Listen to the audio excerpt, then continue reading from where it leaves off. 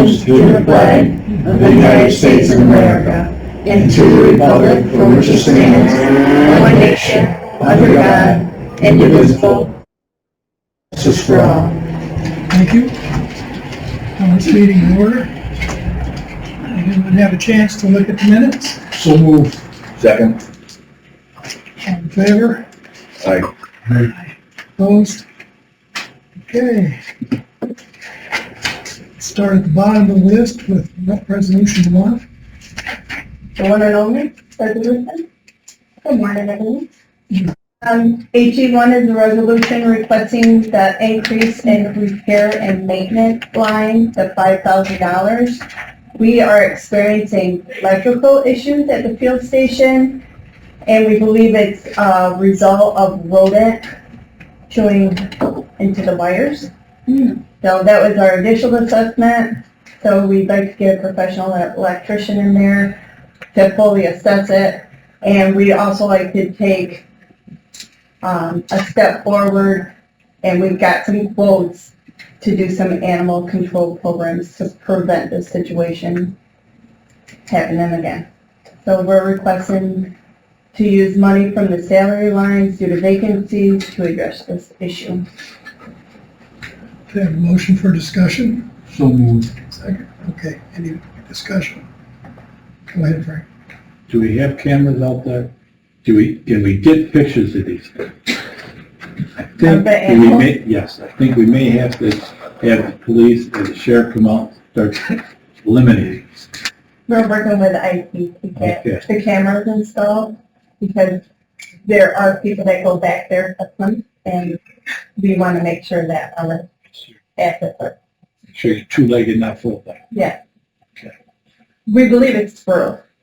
Oh, there we go. There's a lot of nuts underneath the, They're inside. Well, I won't say what I'm thinking. Yeah, but that was my question. Is it, Let them hear on Thursday. is it interior or exterior, the damage that you think? interior. It is, Yeah. They're inside. yeah. So underneath, we found a bunch of nuts, and they did, we did work with Niagara Mohawk to get the power turned on to the pole, but we need the assessment done to make sure that it's safe to switch the breakers on. That's, you're gonna have to, yeah. Absolutely, because like you said, that's gonna start taking place Soon, in the pretty next, soon, in the next 2 weeks. Yes, in the we'll next have- 2 weeks. Yes, So, isn't that building a county asset? it's a trailer, yes, No, I mean, it belongs to the county. it does. So what disqualifies our buildings and grounds from doing this? It's electrical, so they did go out and take a peek at it for the rodent control. Did they do any? We have been working with B&G. This was, You want to hire a professional from Shad, if something goes wrong in this building, they come, B&G does it. Depends on the spec. I mean, it's a big job. You still get, you move the contract. Plus, you have, in this building, we're in the city of Suite.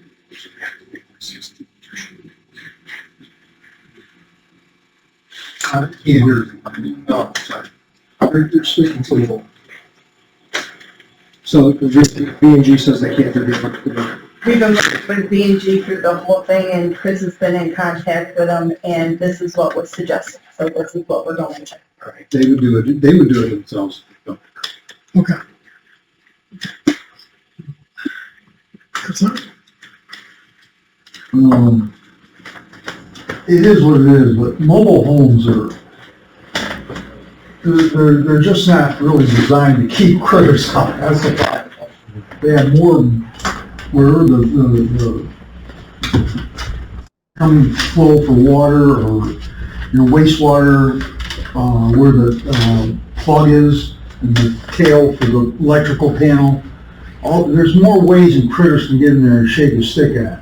Now, let me ask you a stupid question, and it is really dumb, because I should know the answer to this.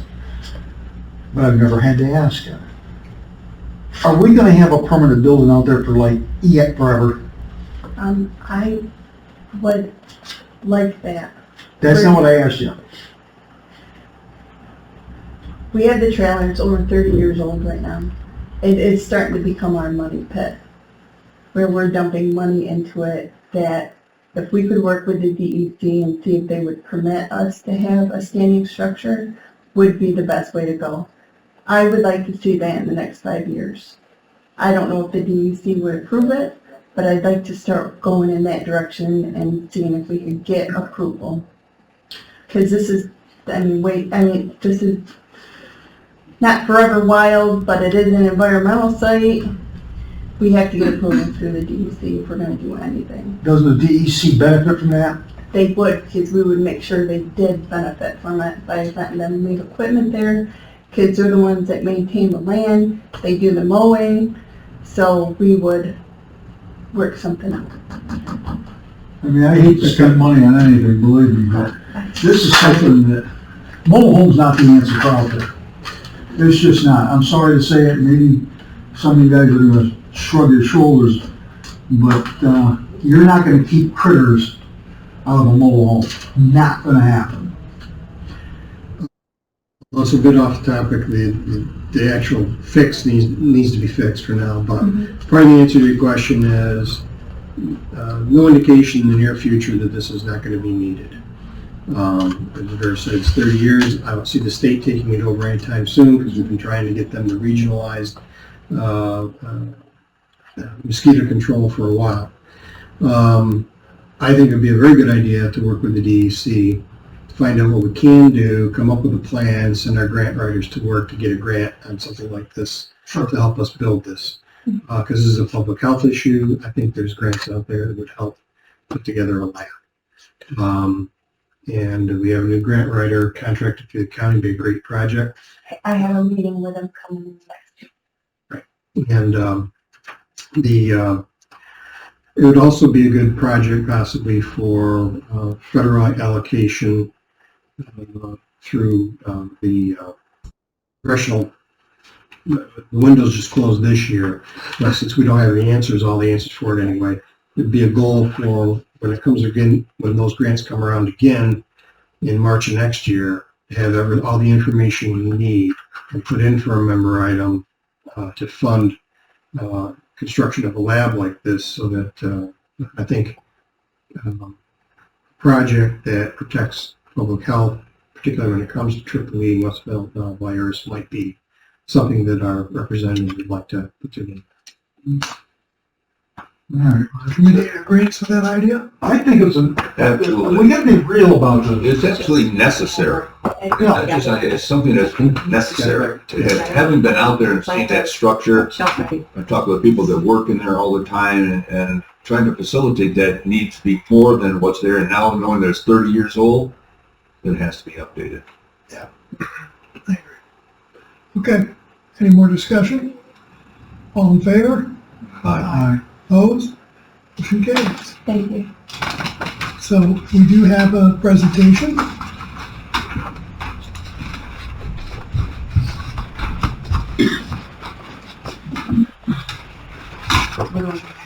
Yeah, what's easier? Let's take that one.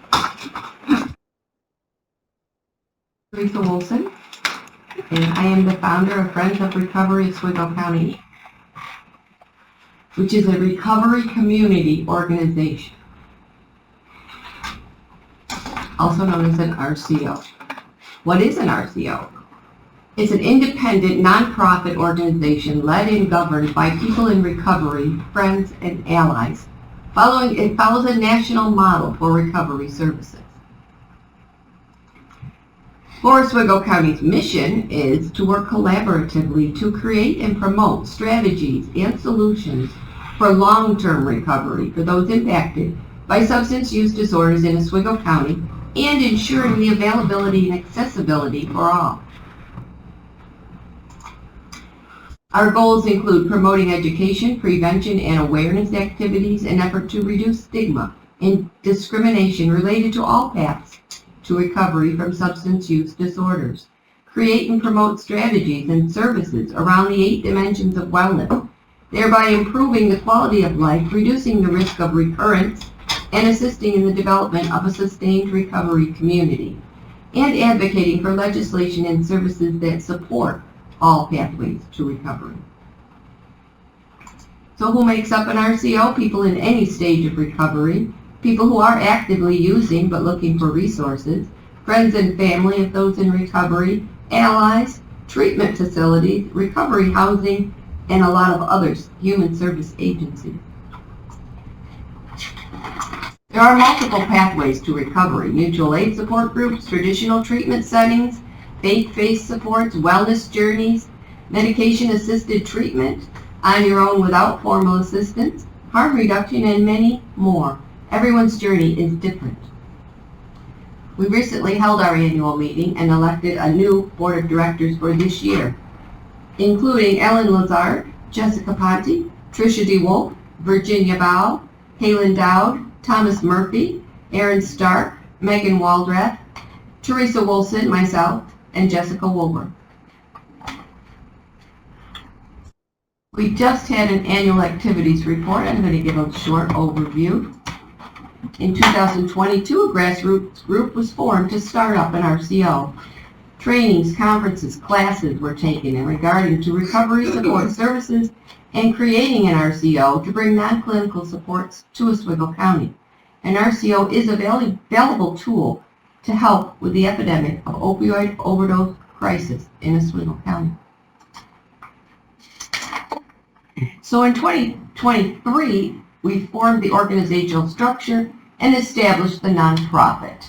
We have our IRS 501c3 and all of the other things we need in place. On May 8th, 2023, we opened a recovery center. It's in a room in the McRobey Civic Center. It was provided in kind, so we don't have any fees for that. The center was furnished, equipped, and stocked by volunteer donation. Some of the services include we distributed 200 overdose prevention bags, 300 harm reduction kits, 421 community members were trained in Narcan and 514 kits supplied to them. We distributed basic supplies like food, personal supplies. We have peer drop-in hours with partnerships with both OCO and Farnham, and we have smart recovery meetings held weekly. Some of the additional activities and community outreach and partnerships include partnering for wellness activities, fairs, and events, 965 sessions for 750 unique visitors locally to the community calendar. We work with SUNY Oswego student volunteers and interns. We partnered to host a sober community events. And we're addressing critical needs in the community, such as showering and laundry services connecting individuals to community services and supports. I will pass out an activity report that does have more. Additional volunteer work, we had over 950 hours of service provided by 12 volunteers. The board participated in Shinneman Foundation board development, coaching, and consultation sessions. Funding applications were researched, prepared, and submitted to the Oswego County ARPA, Oswego County Opioid Abatement, Oswego County City County Youth Bureau, and New York State OASIS. 2024 has started very strong. We received approval of 3 mini grants to continue to provide recovery services and supports, and we began the addition of a second working board meeting per month. Future goals include employees and a larger, fully accessible recovery center. Narcan community training is a really important harm reduction tool. Opioid overdoses continue to plague our county. From prescribed opioid medications to street drugs, this risk is very high for an overdose. I am going to pass this out, but all these have an opioid in it. Okay, all these medications have an opioid in it. Overdoses are being found everywhere, not just on the streets. My sister was overdosed in Syracuse Hospital by a nurse. There's a lot of people on opioids. It only takes a little bit more to cause an overdose. Someone might forget they've taken their medication, overdose. They might, and of course, all the street drugs have fentanyl in it, which is very strong, maybe 50 to 100 times stronger than heroin. All street drugs have that. Okay, so what an overdose looks like is someone is passed out. First thing you do is assess. A sternum rub wakes them up. If they wake up, great. They're not in an overdose. If not, you assume it's an overdose. You place them flat on the floor and spray Narcan up their nose. Then you place them in a recovery position. Roll them away from you in a recovery position and call 911. There's several reasons for that. And every 2 minutes you can give them another dose of Narcan. Every 2 minutes. It's been taking about 4 lately. You may give rescue breathing if you want. If they have xylazine in the system, they may need rescue breathing. And then 911 will take over. And someone does need to monitor them for 90 minutes. I do have a mission moment I'd like to talk about. Just days after I trained the staff and volunteers at the Oswego City Library, they found an unresponsive person near the elevator, and immediately they knew what to do. They called 911, administered Narcan, and saved a life. They were very thankful they had the Narcan handy, and they knew exactly what to do with it. It's that easy to save a life. Thank you. Any questions? Anybody got any questions? Yeah, I do have a couple. Yes.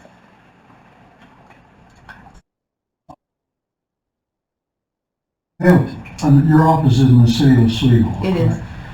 Now, in your mission, you spelled out a lot of things. In what area are you looking to cover? Just the city of Oswego, or? We're Friends of Recovery, Oswego County.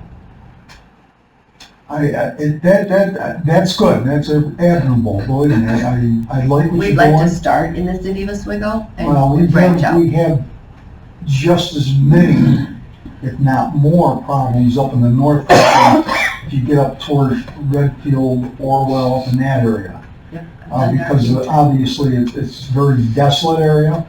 A lot of people are, I lived up here for a while, so I'm very familiar with the area. People are isolated. There's not a lot to do for a lot of younger folks. And it's not just younger folks that are having problems in this kind of situation. I understand that.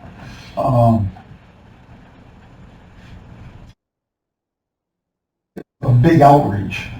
I understand that. Yes. Yes. I mean, I'd be a lot happier if you were in Mexico, but you already are. Okay, I get that. But, Some of the funding from the HRSA grant, which is a federal grant, only covers certain areas in the county, and Mexico is not an area that's covered. So we do have a little bit of funds from HRSA. that doesn't help me a lot, but it sounds good to me. City of Oswego, City of Fulton, and Pulaski covers that area. That's where the federal government has said those are the rural outreach areas that they're spending money on. All right, how many clients at this, give or take? Clients that we've I had, would use the word client. I don't know what the heck, what your nomenclature for it is, but how many people do you serve right now? right now, probably about 30. We've had about 30 in and out. Is it like an outpatient? It's a drop-in center, but we're not open a lot yet because we don't have any employees. We do hope to hire our first employee in the next few weeks, though. We're all volunteers, so we haven't had a lot of reach yet. Actually, a lot of reach with all volunteers. Along with that, how do they find you? Facebook and community events, and we're connected with all the other agencies, like Basin, College, Christina, South of Folk, Barnum, OCO. We work a lot with OCO and Barnum here. So families can find you too, to maybe get the training? Exactly. That's really important. Yeah, because I feel like that's sometimes maybe, Yeah. Your family doesn't want to go to Barnum to learn something. yeah, They want to go to something separate. because sometimes I feel like they're the first ones to kind of, recognize before the person themselves is ready to admit. Especially when it's been doctor prescribed. Good done. I have two things, okay? One I'll ask, because I don't know if you can answer it or not, okay? But I may have asked it once before, I can't remember. But what is the actual purpose of fentanyl? What is that, You What is you it break for? a leg, you might be prescribed fentanyl. for what reason? Just for pain? It's pain relief. Pain control. It's an analgesic. That's what they call it in medical. And that's what it was Designed. initially, Yes. They use it in surgery centers, they use it for hospice. They use it a lot of, okay, lot of places. okay. All right, second question. You had said that you had applied for ARPA funds. And have you received any information from anybody or We have anything else? not. We have not been approved for either of those funds. The opioid funds, it was kind of a technicality. They didn't think we had our 501c3 yet, but we did. So hopefully this year we'll be applying again. And did you get an answer about the ARPA funds? No, we never heard anything. All right, okay. Any other questions? No, but I got a comment. Is everyone in this room very familiar with Teresa? Not familiar with her. I saw her, we discussed before, I had seen her at I believe it was 2014 or 2015, when Capco was up there, so up in Fulton, Community College. Teresa was the key switch. Molly? Is that correct?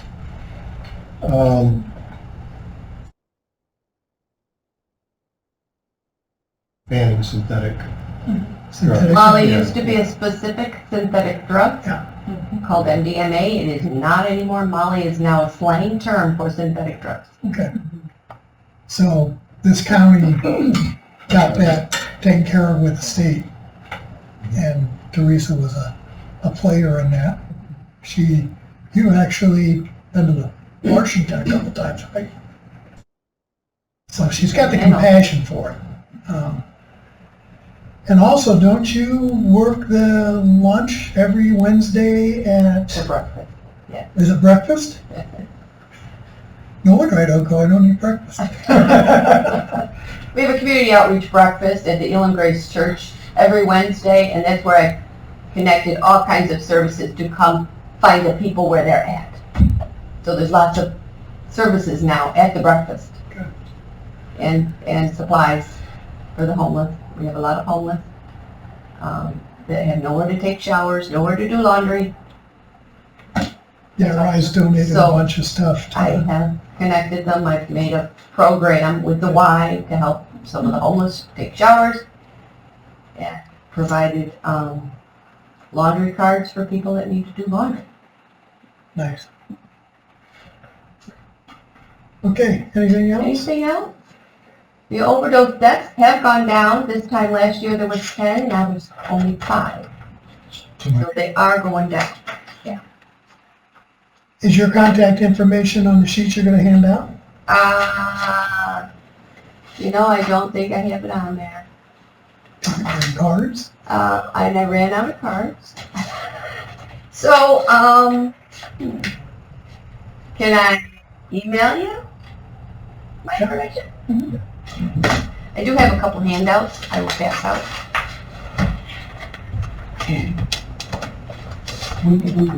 If you have any questions, let me know. I think what you're doing. Very, very important. Okay, sir. I might have an, Thank you so very much.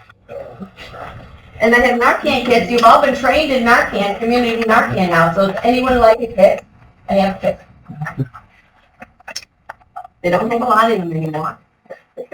All it needs to do. And this is over the counter now for $45, but if you need it, you want it, call me, I can give it to you free. How long's that one?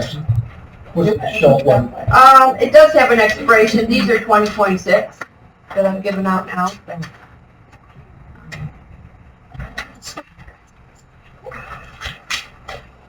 Thank you so much. Thank you for your credit. Back to you. Thank you, Teresa. Thank you, Keith. Could I see you, Thank you. can I see you after just a little bit? Sure. Okay. Yeah. Thank you.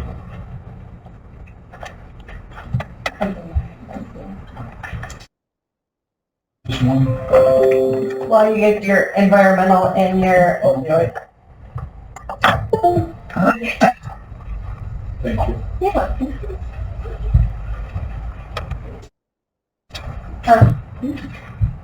So finance, our 2025 budget season is officially started at the health department. Right now, budget reports are being prepared for the initial program updates, and the first budget meetings are scheduled to take place in June with all the division leads.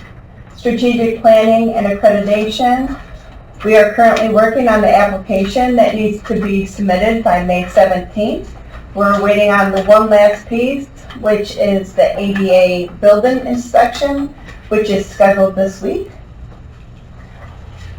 Our application, as soon as it's approved, which we know it will be at the official start, and then we have 1 year to submit all the documentations to the accreditation board for decision. Quality improvement. We have expanded our quality improvement plan across all divisions. QI was required in nursing for years, and now all divisions have created at least one performance improvement project,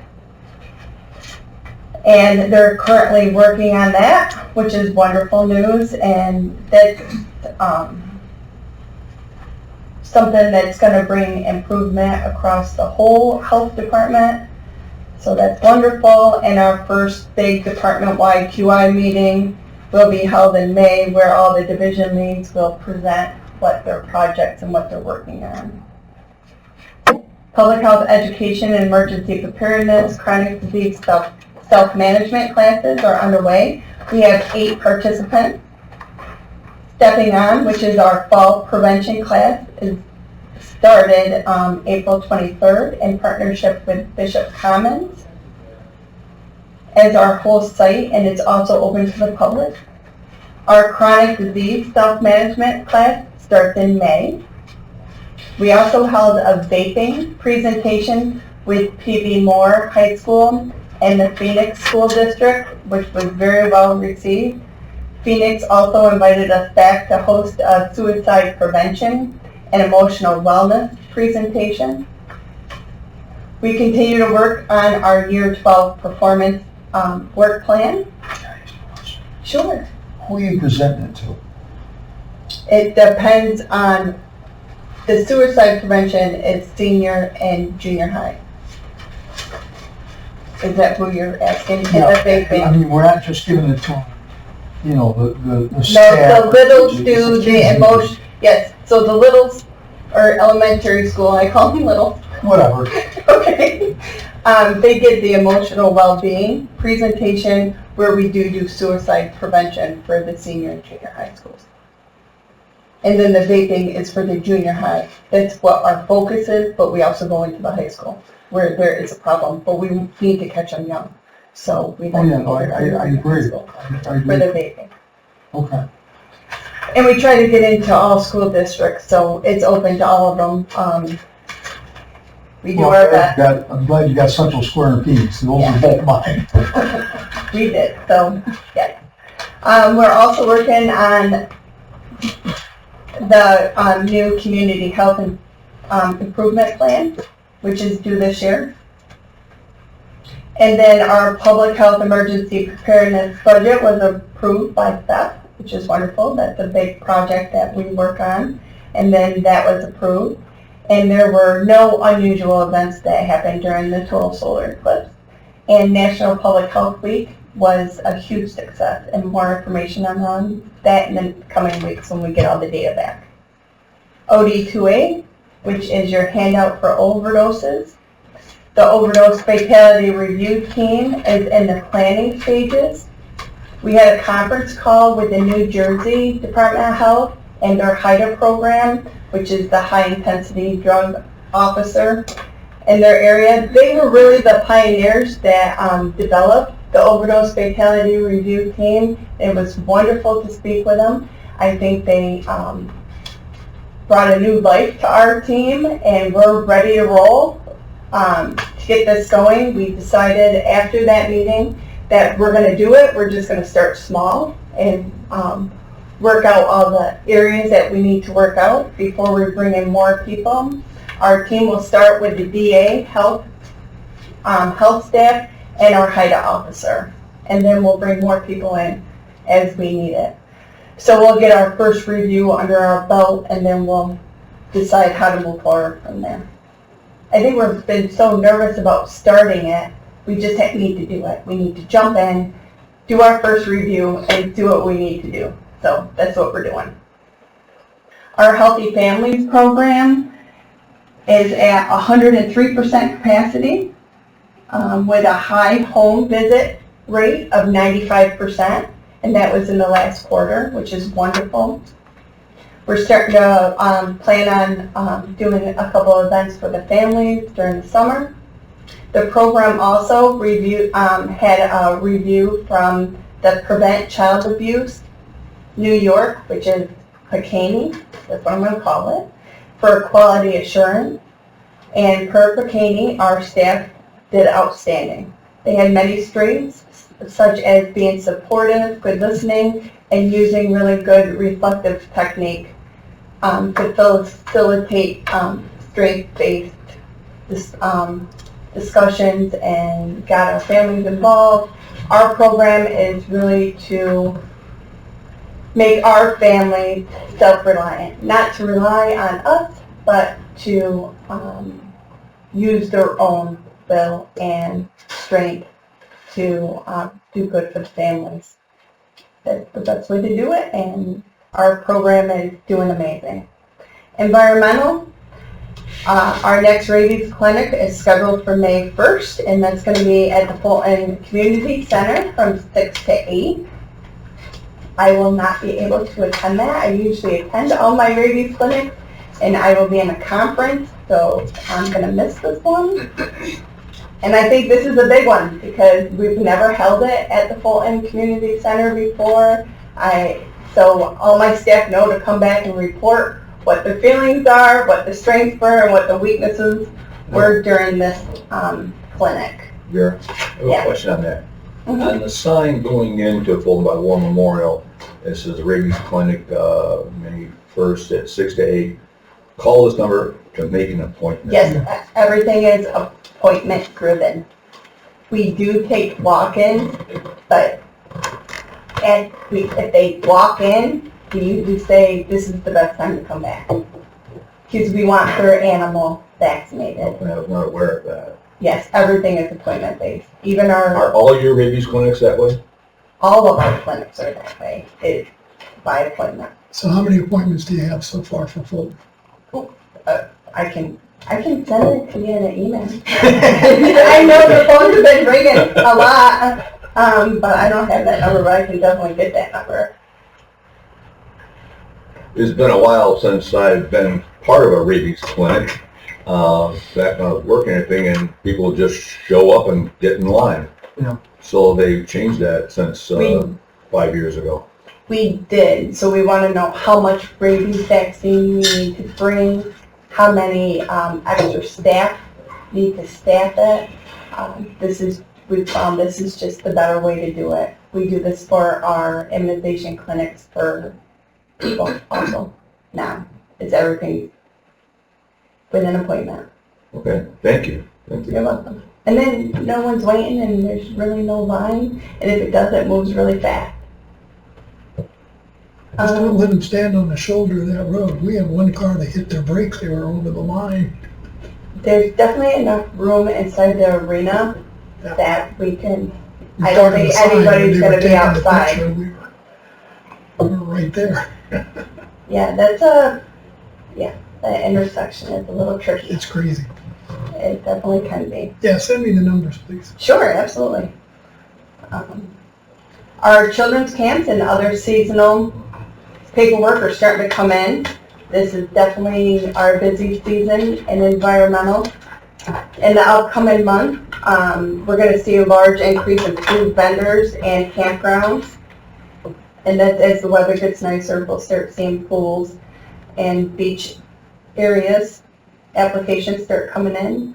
We're also preparing for Harbor Fest already and other large events that are going to take up, that are going to happen throughout our community. Also, Super Dirt Week, our first meeting's coming up. It's already scheduled for May 14th, and that's going to be at 2 o'clock, and the first meeting is always held virtually. We're definitely preparing, and thank you all for passing that resolution and for getting ready for our upcoming mosquito season. Engineering completed, and they sent out the paperwork for the annual water quality reports to other municipalities. Projects that are under construction this spring is the Village of Mexico Water System Improvement Project,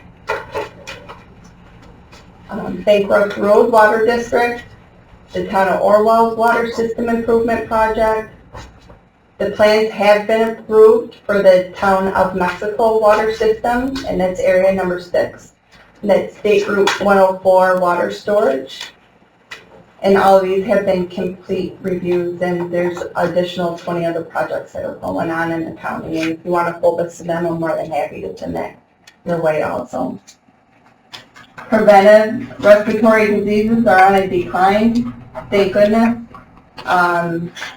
We did have our peak in early January and now has come down. Lyme cases did not really come down through the winter months. This year, we definitely trended higher. Public health detailing continues with expedited partner therapy, and we've given out more partner therapy so far in 24 than we did all of 23. We continue to watch for the measles outbreak that is happening in the U.S., and we are prepared that if we do see one. Immunization program. We reached out to all the school districts to offer clinics so we can get the end of the year for the beginning of the year immunizations out of the way. Some have taken us up on that. Our lead program, we've been able to discharge a lot of the cases because of the increased compliance with the lead testing, which is wonderful. And lead testing happens in children at ages 1 and 2. And we've been working with our providers to make sure that they've been successful in getting that ordered. And we've been discharging a lot, which is wonderful. Maternal child health, we've been busy. Referrals are coming in, which is wonderful. We have all 3 of our nurses, which is very sad when I say we only have 3. But all 3 of our nurses are working on MCH cases. Our PCA program is transitioning over to DSS, and that is ongoing, working out the details. And we plan to increase our outreach efforts with immunizations and all of our other programs, and we'll be doing all the tabling events at our farmers markets. Children with special health care needs, early intervention, transition meetings during the month of March have seen an increase with the parents attending, which is wonderful.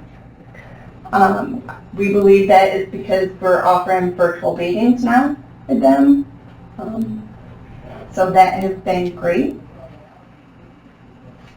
Also, early intervention services are moving from the New York electronic EI system where they input all their data into an EI hub. That was supposed to happen in June. We're very thankful that that got pushed off till October now for increased staff training, and I believe all of the counties that are going to be switching over to EI hub are thrilled that it's getting pushed off. Because we're not. And that's really all the information I question for me. Yes, I do. Okay. How many mobile home parks do we have in the county? I don't know offhand, Okay. but I can get that number. I do know, but just not offhand. No, that's okay. And we inspect them every year, Yes, give them a compliance? yes. And we're with them all the time doing water checks and other checks. And if there's any issues that we do, yes.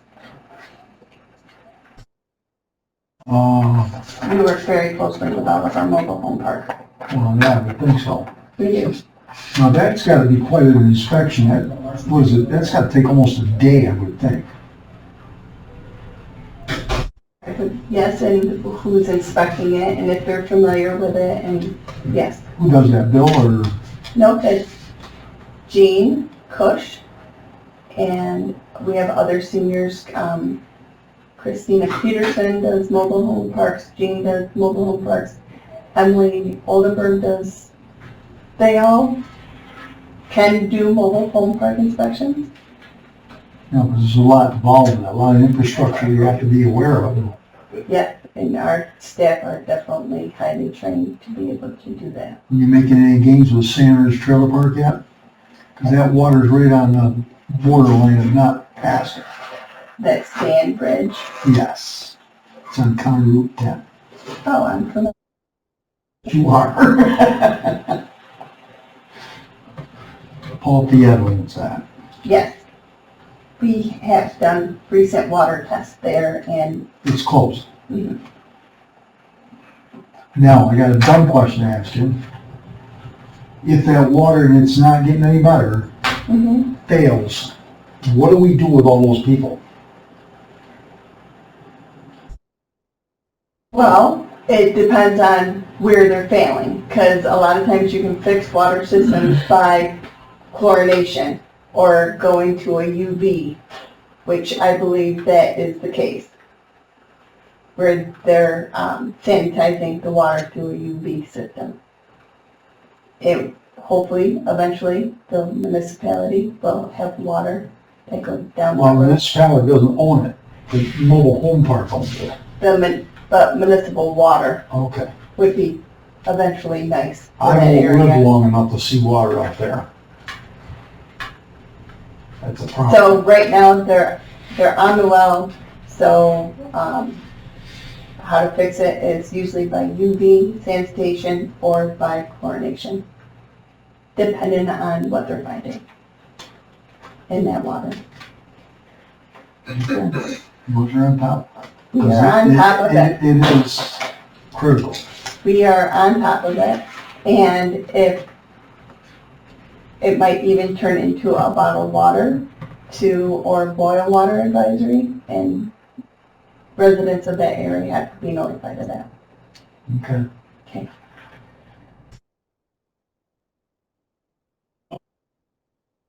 Excellent information, excellent job. Nice.